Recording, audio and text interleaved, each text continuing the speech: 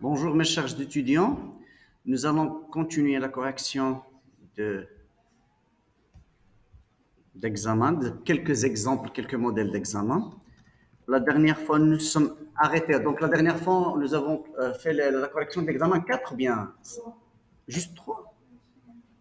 Donc on va aller à l'examen 4.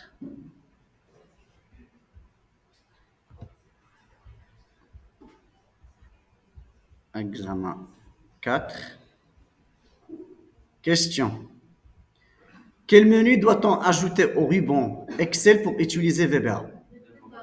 Développeur, parce que, s'il vous plaît, parce que systématiquement, lorsqu'on veut coder avec du VBA, et comme VBA il nécessite une application Excel, on a besoin d'insérer l'onglet développeur. On a montré comment on pourra l'insérer sur différentes versions Excel. Si vous ne connaissez pas comment l'insérer, indiquez la version sur Google ou bien sur YouTube et vous allez trouver des prises d'écran, des vidéos qui vont vous aider à insérer ce développeur. Parce que grâce à ce développeur que nous allons lancer du code VBA, d'accord. Grâce à quelle touche de fonction peut-on exécuter une procédure en mode pas à partir de son début? D'abord, il faut comprendre la question. On écrit un code. Lorsqu'on écrit un code, le code passe par plusieurs phases. Il y a une phase de compilation pour la recherche des erreurs de syntaxe. Est-ce qu'on a commis une erreur de syntaxe au niveau de l'écriture? Et puis après, si le code est correct d'un point de vue compilation, ça ne veut pas dire qu'il va nous donner de bons résultats. Ça ne veut pas dire qu'il va donner des résultats qui sont logiques. Ça ne veut pas dire qu'il va donner des résultats qui sont prévisibles. Donc, il y a cette phase d'exécution. Après, vous vérifiez est-ce que ce que vous avez codé, ce que vous souhaitez trouver comme résultat, vous l'avez achevé, vous l'avez trouvé. Maintenant, lorsque je compile, je peux faire une compilation d'un seul coup, comme on l'a déjà fait. D'accord? Mais je peux, hein, en cas de problème, je peux faire une compilation pas à pas, ligne par ligne du code. Donc, vous pouvez ici, grâce à quelle touche, soit vous allez vers le menu. Donc, je vais l'ouvrir. On va montrer, s'il vous plaît. Manja, s'il te plaît, tu éteins. Donc, ici, je fais par exemple insertion module, débugage. Ça s'appelle débugage. Regardez ici. Si j'écris par exemple du code, je peux faire, je peux exécuter directement. D'accord, je peux exécuter d'un seul coup, chercher les erreurs, ou bien faire un débugage pas à pas. Ça veut dire le code, il va s'exécuter ligne par ligne. Et en cas de problème, il va m'indiquer que j'ai un problème au niveau de cette ligne. C'est une excellente façon de chercher des erreurs. Comme ça, vous allez dire, sur cette ligne, le code il va pas passer parce que c'est une programmation séquentielle. Ça veut dire quoi séquentielle? Ça veut dire que le code, le compilateur, il vérifie la ligne. Une fois tout est bon, il va passer à la ligne d'après, à la ligne d'après. Donc c'est un excellent moyen pour chercher les erreurs. D'accord? Vous pouvez, par exemple, les codes que nous avons déjà codés ensemble, vous pouvez leur appliquer cette méthode. Vous pouvez, par exemple, faire du copier-coller des codes que nous avons déjà fait et mettre exprès une erreur sur une ligne. Et vous faites ce débogage pas à pas. Et vous allez trouver que le compilateur il va vous dire que sur cette ligne, vous avez oublié un S, sur cette ligne, vous avez oublié une parenthèse, sur cette ligne, vous avez oublié guillemets. Donc, c'est un moyen de chercher des erreurs. Est-ce que c'est clair? Donc, maintenant, on va répondre à la question. Grâce à quelle touche? F8. D'accord. Vous voyez, donc, on aimerait bien à ce que le développeur hein, utilise des touches comme le Alt F11, le F8. Donc, c'est des touches qu'on vous enseigne. D'accord. L'écriture worksheet feuille 1.select. S'il vous plaît, j'ai pas eu le temps. Il y a, s'il vous plaît, sur la chaîne YouTube, j'ai mis hein, des TP sur VBA. Il y a une playlist sur les TP VBA. D'accord? Vous voulez que je vous montre ça sur la chaîne?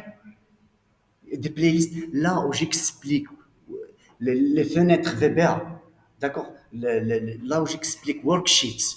workbook, avec des exemples qui sont très très simples. Je vous explique comment, par exemple, mettre de contenu sur la deuxième feuille. Donc, si vous avez le temps, si vous avez le temps, allez vers cette liste pour comprendre ce worksheet, workbook, d'accord, comment mettre du contenu, comment, par exemple, s'il vous plaît, là je me rappelle de ce que j'ai déjà fait sur la liste et je vais vous montrer tout à l'heure la liste. Par exemple, parce qu'il ne faut pas perdre les pédales. Qu'est-ce qu'on est en train de faire?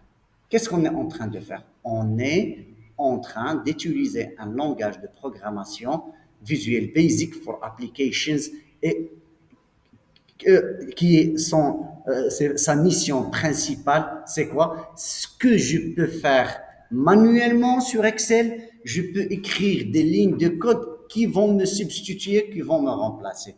Maintenant, moi, ce que je peux faire sur Excel, c'est quoi? C'est, par exemple, ouvrir une feuille, mettre du contenu. Je suis sur la feuille 1, par exemple, et je veux mettre du contenu sur la feuille 3. Je veux, au lieu d'aller et basculer, d'accord, entre ces feuilles et mettre du contenu, je peux écrire du code qui va faire ce travail à ma place. Je peux, par exemple, quand je vais mettre du contenu, je peux, par exemple, aller enregistrer la feuille. Donc, au lieu de faire ça, comme on a dit là, hier, au lieu de faire les étapes pour imprimer, au lieu de faire les étapes pour enregistrer la feuille, je peux écrire du code.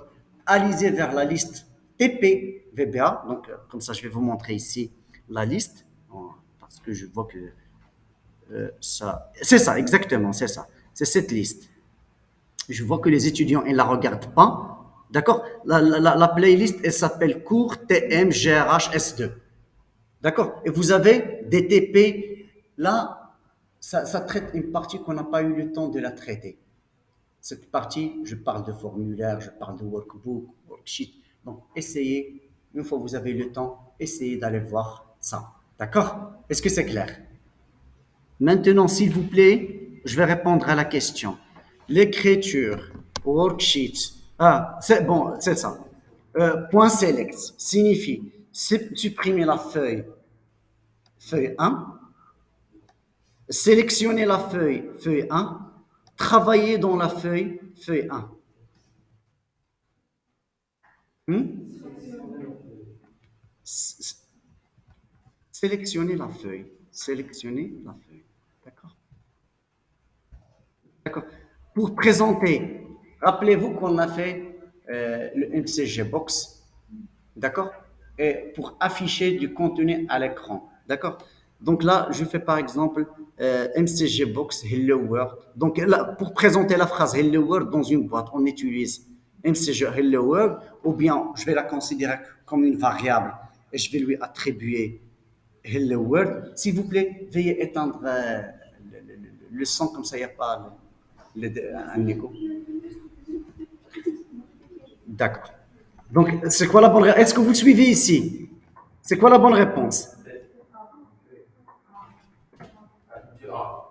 Vous faites attention. C'est pas une variable. La bonne réponse, c'est A. D'accord?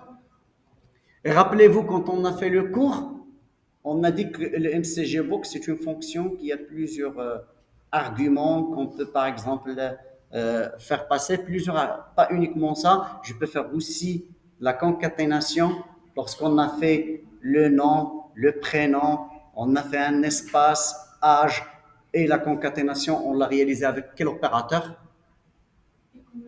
Très bien, merci mademoiselle. C'est quoi? À quoi sert la concaténation?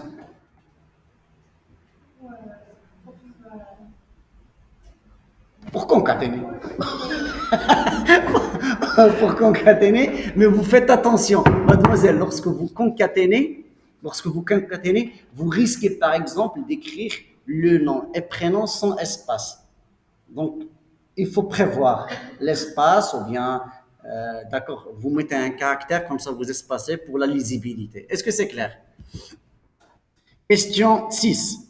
L'écriture range B1 égale à permet de stocker la valeur 200 où dans la variable B1, dans une cellule B1, dans la cellule B1 de la feuille courante. Hein? Quelle réponse? Est-ce que vous comprenez? Parce que, s'il vous plaît, parce que lorsque j'ouvre Excel, il peut y avoir plusieurs feuilles qui sont ouvertes, d'accord? Mais lorsque je réalise cette instruction, d'accord, elle aura effet sur la feuille courante, d'accord? Sur la feuille, sauf que c'est avec le worksheet. Rappelez-vous du worksheet, le mot worksheet feuille. Si je vais indiquer avec worksheet la feuille et faire ce range P1. Je vais, par exemple, j'ouvre une feuille Excel à laquelle j'attribue un nom, par exemple TM. Même si je suis sur une feuille, une autre feuille MCNAS ou bien une autre feuille EIST ou bien, je peux indiquer d'aller vers la feuille, par exemple EIST, sur la cellule B1 ou bien B4 et vous mettez ce contenu qui peut être un nombre ou bien du texte. Est-ce que vous suivez? Mais si j'indique rien, c'est ça ce qu'il faut comprendre. Si j'indique rien, ça veut dire je suis sur la feuille courante. C'est comme si j'ai écrit que je suis sur la feuille courante. Est-ce que c'est clair? Ça va? D'accord. Que désigne le mot workbook? Une feuille d'Excel, le classeur Excel, projet VBA. Hein? Projet VBA, classeur. Ça, c'est très important. Parce que lorsque j'ouvre Excel, écoutez, s'il vous plaît. Excel, c'est quoi? Excel, c'est quoi? Excel, Excel, c'est quoi? Lorsque j'ouvre Excel, c'est ce classeur. Ça, c'est un classeur. C'est ce classeur qui s'ouvre. D'accord? Ce classeur est composé de quoi? Il est composé de feuilles. D'accord? Si j'ouvre cette feuille, systématiquement, je vais écrire sur cette feuille courante. D'accord? La feuille est composée de quoi? La feuille est composée des cellules. Donc ça, c'est workbook. Ça, c'est workbook. D'accord? Je peux, workbook, à partir de workbook, j'indique quoi? Worksheet. Ça, c'est worksheet. Sheet en anglais, c'est quoi? Sheet. Feuille. Et à partir de sheet, worksheet, je peux indiquer range avec la méthode range, d'accord? Et indiquer une cellule qui est par exemple le J33. Et aller mettre du contenu écrit ici. Est-ce que c'est clair?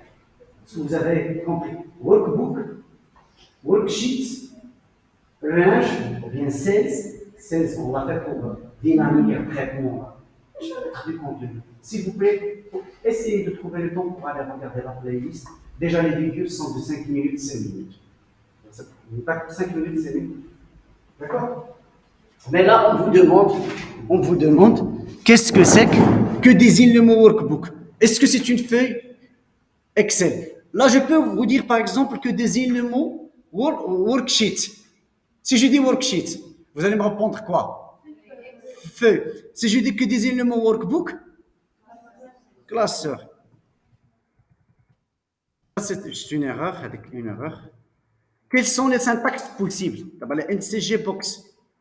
On a vu que les syntaxes, on l'a fait déjà dans le cours. Est-ce que je fais par exemple MCG box, bonjour, je sépare avec des virgules, je peux indiquer par exemple toutes les syntaxes sur MCG box, ils sont justes. Vous pouvez aller les tester sur le code. Est-ce que c'est clair? Ça, c'est une syntaxe qui n'est pas juste.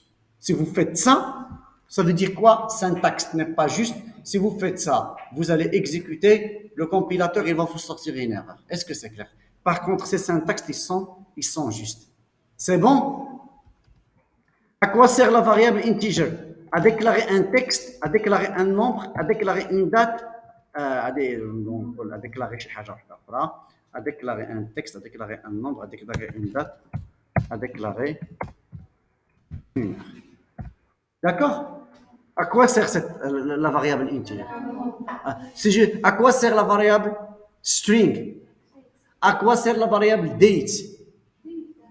À quoi sert la variable currency? Parce que il faut pas, s'il vous plaît, alors on peut déclarer currency, date, string, float, integer, revenez, ça c'est le type de variable, juste long, date. Pourquoi? S'il vous plaît. Après, vous pourrez parler à votre camarade. Euh, Pourquoi? Parce qu'il il faut, pas, il faut se rappeler qu'on a dans la tête. Si je fais Excel, en fait, c'est pour réaliser des factures, un emploi du temps, euh, bulletin. D'accord? Si je fais ça, donc, et les attributs que j'ai, les colonnes, c'est les attributs, les colonnes, les attributs que j'ai, donc, il peut y avoir un attribut, là où je vais mettre par exemple une date de naissance. Donc tout l'attribut, il va être de type date. Il peut y avoir date de recrutement. Il peut y avoir des produits, là où j'ai des prix. Donc je spécifie currency. Il peut y avoir des noms des employés ou bien des noms d'étudiants, string. Donc c'est la raison pour laquelle on vous pose la nature de ces variables. Est-ce que c'est clair? Donc ça, vous pouvez après vérifier la réponse.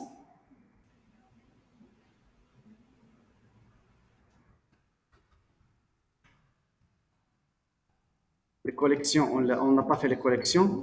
Donc là, c'est très important. Si tu, doucement.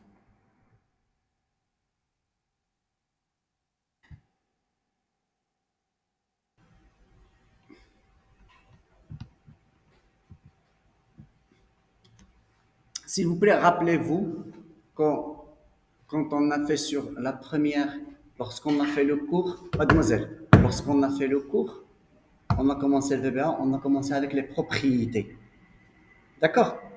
On a fait le font, d'accord? Avec taille de la police, on a joué sur la taille, on a joué sur les couleurs, c'était des propriétés. C'était qu'on a parlé des caractéristiques qui vont influencer quoi? Parce que toujours, je vous dis, on pense par rapport à Excel.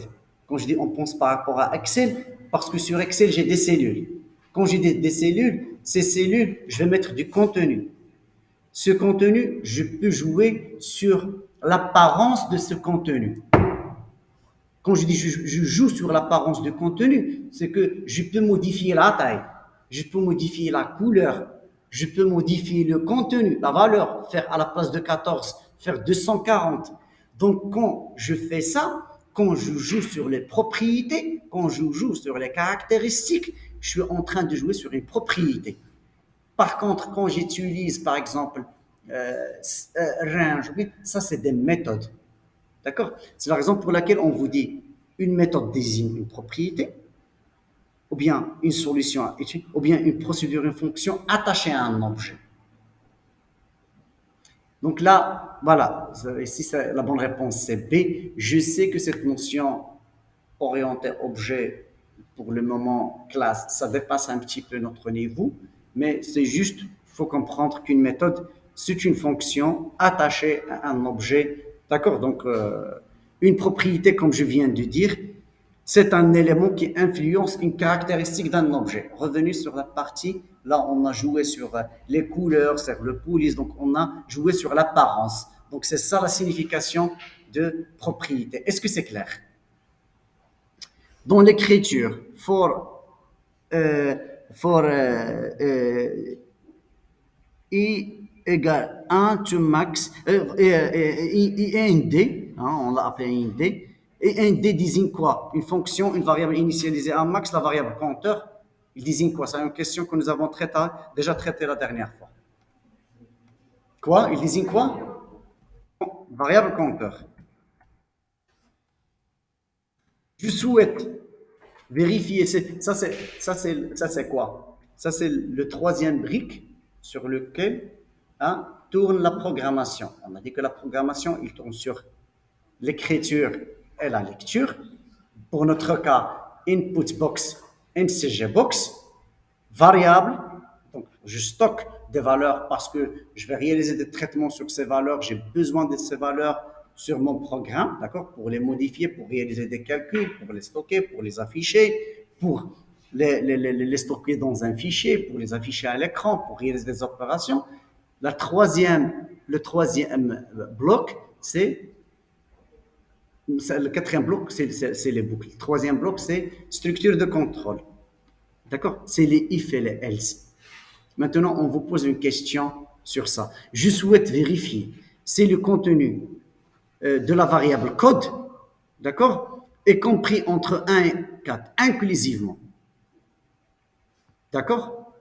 Pour y arriver, j'utilise l'écriture suivante. If code supérieur à 1, or code est inférieur à 4, then, ça c'est juste la syntaxe parce que peut-être vous allez utiliser le if ou le else, vous allez faire un if, vous mettez la condition, puis après vous allez faire un and if, vous oubliez le then, le compilateur il va vous dire que cette ligne vous avez un problème parce que vous avez oublié then.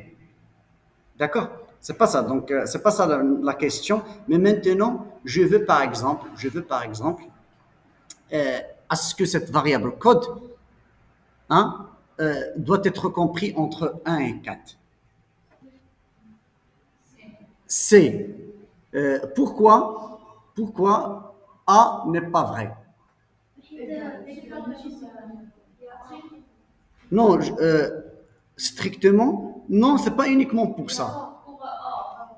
Il y a le or. Mais si je veux, s'il vous plaît, dans ce cas-là, donnez-moi une situation sur laquelle le code que je dois écrire, c'est la réponse A. Dans quelle situation le code que je dois écrire, c'est la réponse A? Par exemple, donnez-moi une valeur de variable code qui vérifie A. Merci, mademoiselle. 2. Pourquoi 2 est juste? Mais 2, mademoiselle, 2, il est supérieur à 1. Mais 2, il est inférieur à 4. Pourquoi il est juste? Merci, mademoiselle. Parce que le or, c'est quoi? Le or, ça signifie quoi? Ça, c'est très important. Le or, ça signifie, ça signifie, si une seule condition est vérifiée, une seule condition est vérifiée, d'accord? Je peux réaliser ce qui est après le den. Est-ce que c'est clair? Je vais vous donner un exemple que vous aimez très très bien, mademoiselle. Je vais vous donner un exemple que vous aimez très très bien. Oui, mademoiselle? Bien sûr. Il n'y a pas de problème, il y a l'enregistrement. Il y a l'enregistrement, vous pouvez vous disposer. Ceux qui ont un examen, donc là, je vais en train. Je continue l'enregistrement. Bon courage pour l'examen. D'accord. Très bien, je continue ici, s'il vous plaît, les explications.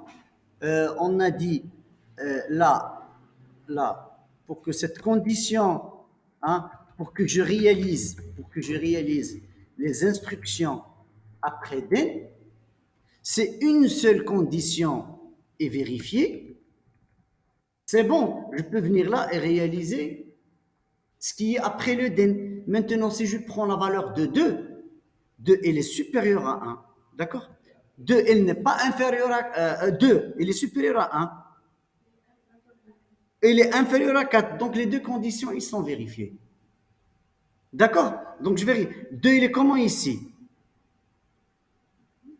2. Elle est supérieure à 1. Elle est inférieure ou égale à 4. Mais ici, pourquoi on a dit? Qu'est-ce qu'on a dit ici? Je vérifie le compte de la code et compte entre 1 et 4. Donc, pourquoi la bonne réponse ici, c'est la réponse C? Parce qu'il y a le AND. Oui. Oui. Euh, ici, écoutez. Si tu veux que la réponse, ici si on prend la valeur de 2, si on prend ici, normalement, je vais représenter une droite. D'accord? Je vais représenter une droite sur Paint.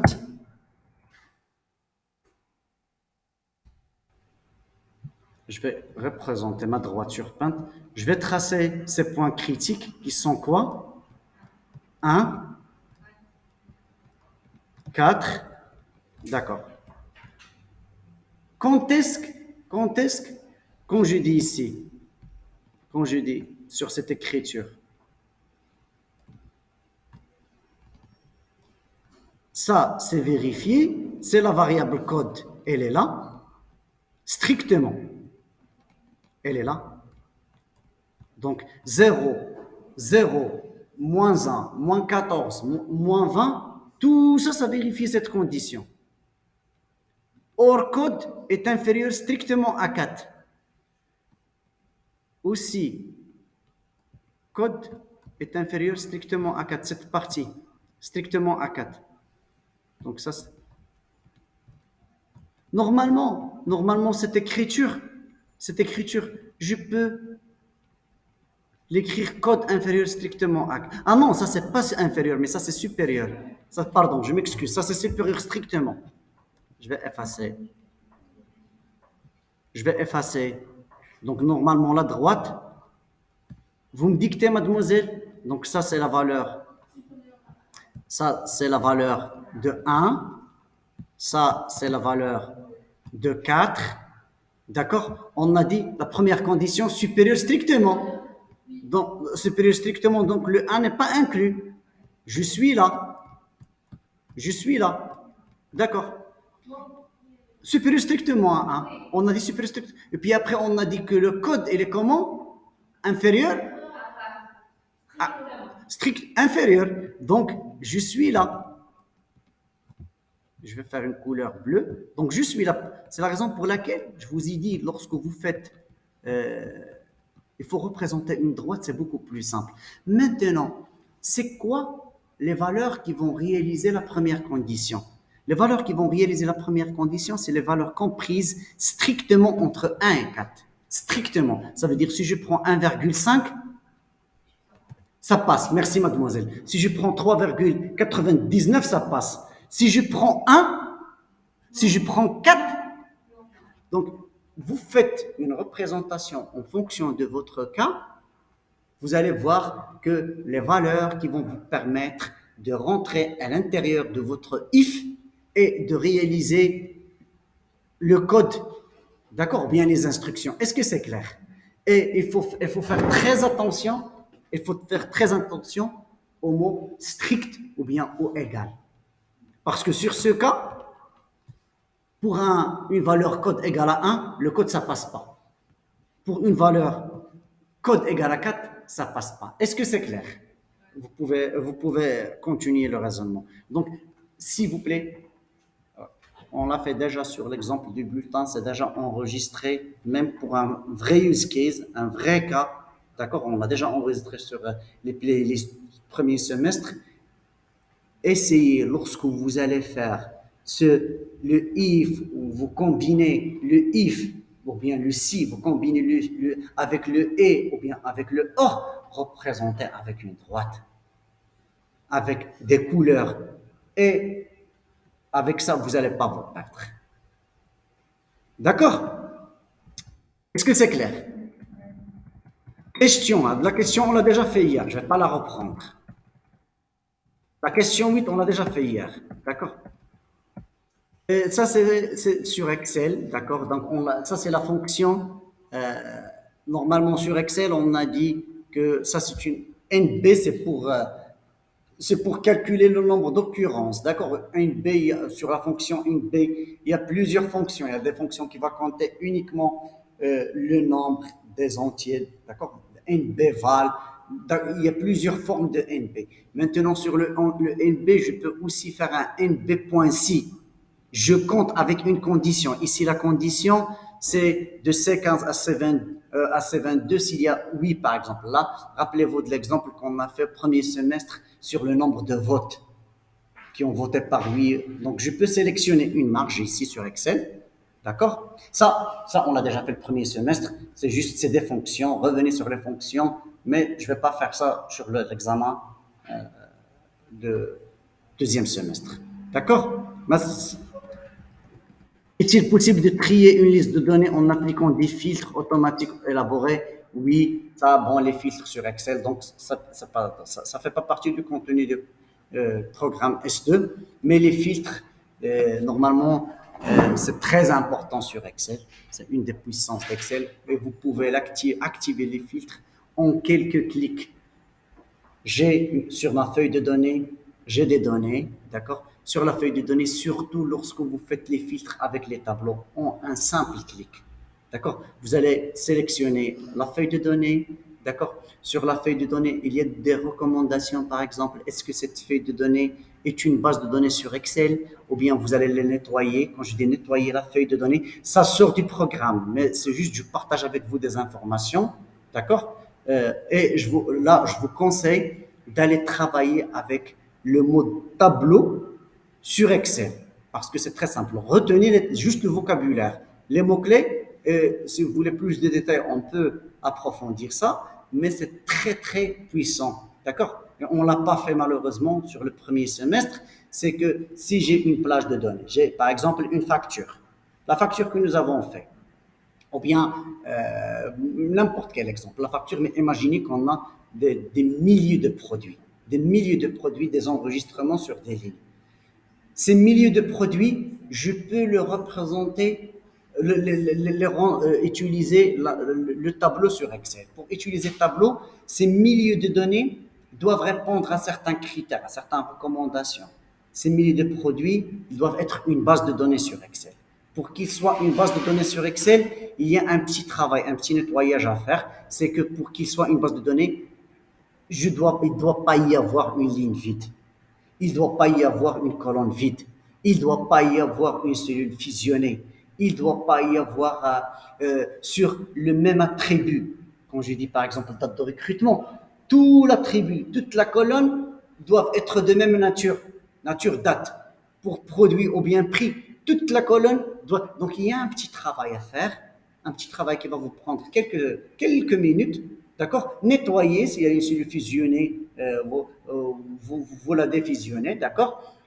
Et puis après, vous cliquez sur une cellule à l'intérieur de la plage de données, cliquez sur tableau, création tableau, et vous avez un tableau et systématiquement, vous aurez des filtres. Quand j'ai dit des filtres, ça veut dire que ces milliers de données, avec des simples clics, vous pouvez filtrer, dire par exemple, moi je m'intéresse par exemple, je m'intéresse qu'à l'âge qui est supérieur à 60 ans ou bien un cas. Et à la place de trouver 1000 données, peut-être vous allez trouver uniquement 4 données, 4 enregistrements. C'est un moyen d'analyse qui est très puissant. Ça ne va pas vous prendre beaucoup de temps de passer du mode feuille de données en tableau et utiliser les filtres. Vous faites une petite recherche sur YouTube, vous allez trouver qu'il y a des gens qui ont déjà réalisé des vraies applications. Si vous voulez approfondir, je suis à votre entière disposition. Il suffit de me donner le temps.